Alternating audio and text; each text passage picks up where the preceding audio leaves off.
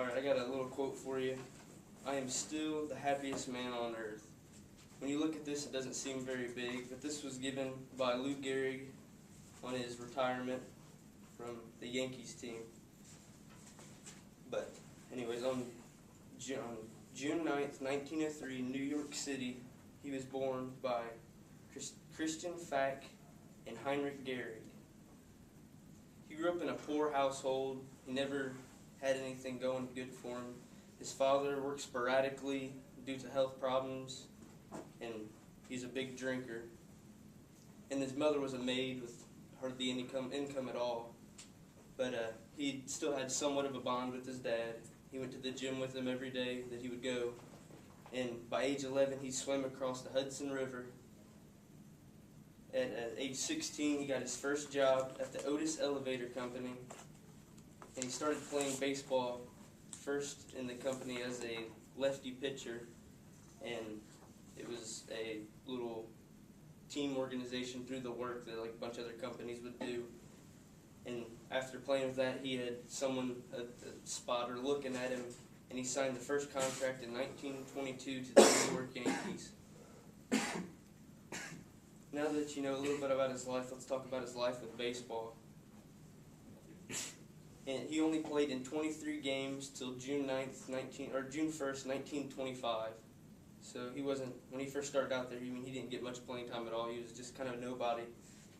But he took Pep's place when he was injured and went on to play 2,043 games straight with not sitting the bench at all. He was fourth in the batting lineup behind Babe Ruth. So pretty much he stole all of his spotlight. He was at the top of Babe Ruth was at the top of his career. So no one really paid attention to Gary. He was just a nobody still. His first nickname was Biscuit Legs. And they called him this because he had fat thighs and was uncoordinated. So, no one ever thought of him as doing anything. And then once they noticed that he'd gone for 2,043 games straight, his nickname changed to the Iron Horse. And one thing that upset Gehrig while playing with Ruth was he never made a third of his salary. Gehrig was always shorted, and it's bugged him, but he never wanted to bring it out to say it to anybody. He felt that he'd make fun of himself by saying that he didn't make the salary he did.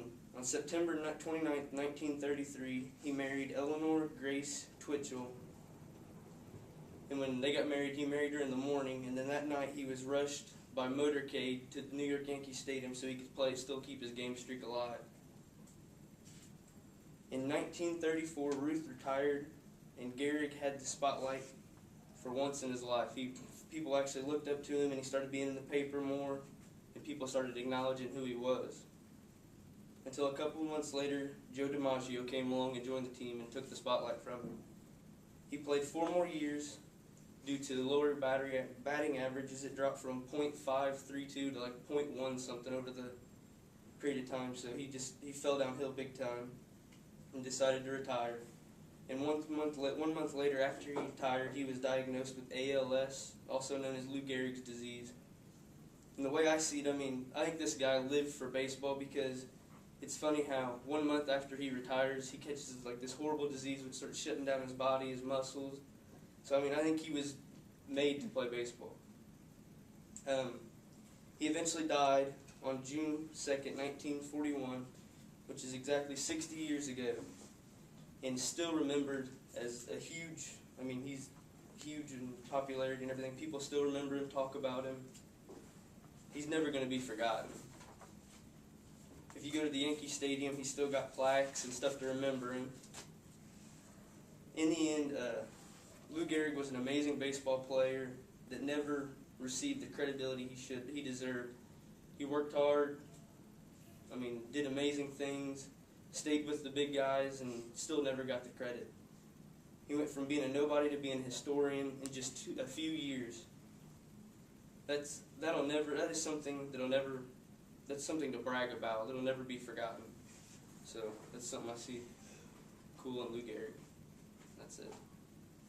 Any questions? Alrighty. Thanks.